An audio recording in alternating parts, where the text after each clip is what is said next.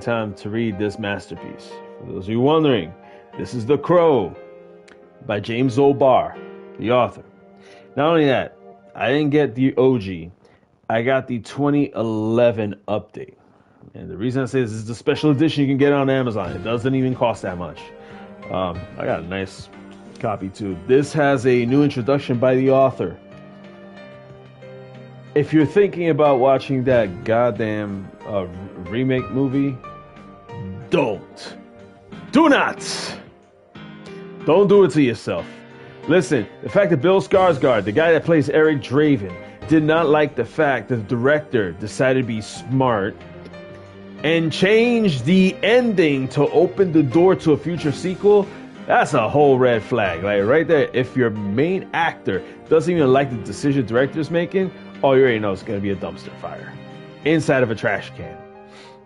What I do recommend, pick this up and watch the original movie with Brandon Lee. And the reason being is because one of the things that really caught my attention in the new introduction, this is the following. I know it's in reverse because of the camera. If you look here closely, it says, "In memory of Brandon Lee." That's how close this author was when it came to the adaptation of the 90s film. He was making sure they were going to respect the vision of what he wrote. Granted, the special edition also has scenes that were never seen in the movie and weren't in the previous version of this graphic novel. There's parts of the story that were left out because he either did not have the technical ability to draw it or he wasn't in an emotional place to do the thing. But after all these years, back in 2011, when he put this guy together, he put the ink to paper and popped it in. He despite, and I quote,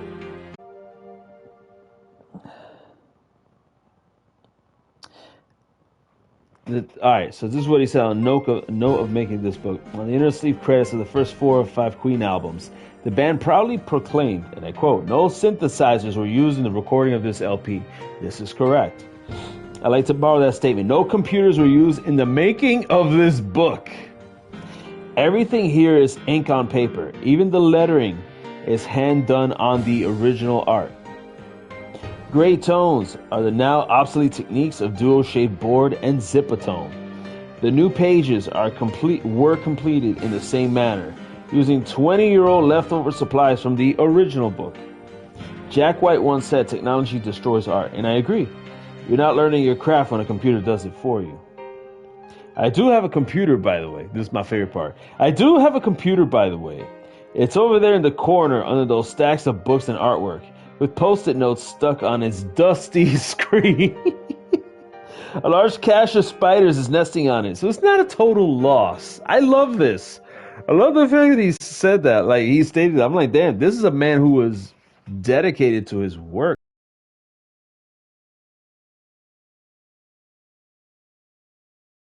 You know, reading back, and then one of the things that I ended up learning was how this man, James O'Barr, he considered Brandon Lee a friend. That's a big deal. So, and here's another reason why I refuse to ever go to a theater to sit down for that blasphemy of a remake. Because the director basically stated in this 2024 remake, it is not a remake but a reimagination. So already right there, he's trying to tell a different story instead of the story that he grew to love. You would have thought maybe he would have done better than the original film and be like, oh, hey, not only are we going to do what that film did, but we're going to have the whole story. Like, you would think they would have tried to do all of this into the film. No. The minute you saw Bill Skarsgård looking like freaking Post Malone's biggest fan, I was like, oh, it's a purple flag. Not even a red flag, purple, which means it's really imminent danger. It's like, watch. And people might come for me in the comments on this, but last I checked, Eric Draven's girlfriend was white with blonde hair. The original film, I I don't remember if the blonde hair thing got implemented, but she was definitely white. And remember, they lived in the ghetto of Detroit, Michigan. And the way that film was filmed and the setting was, from what I saw in the trailers, it looks a little too bougie. It looks way too bougie. Like, if you sit down and you read this novel, it's dark, it's gritty, it's ghetto. It's not this super squeaky clean, modern, like hipster Williamsburg, Brooklyn shit. No, it is Detroit set in the setting of like the late 70s, early 80s. Broken down, everything's beat up, rusted up. People like doing sexual favors for drugs just to, function. Meanwhile, you got moms' daughters living in the street without even a pair of shoes. Like, it's some gritty shit. And that 2024 movie that just came out, it ain't it. I haven't seen it, and I'm not going to. I will never fork not even $8 to see that. So, those of you tuning in for Persona 4 Golden and heard my rant right now on The Crow, I'd rather you go ahead, go to Amazon, buy The Crow Special Edition by James O'Barr. Buy yourself a copy. Definitely worth it. 1.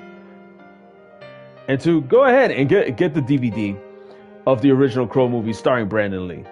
Point blank. Full stop. I will not hesitate on... I put my gauntlet down on that. I stepped my foot on that. If there's anything I can stand on business on when it comes to adaptation and storytelling, this is it.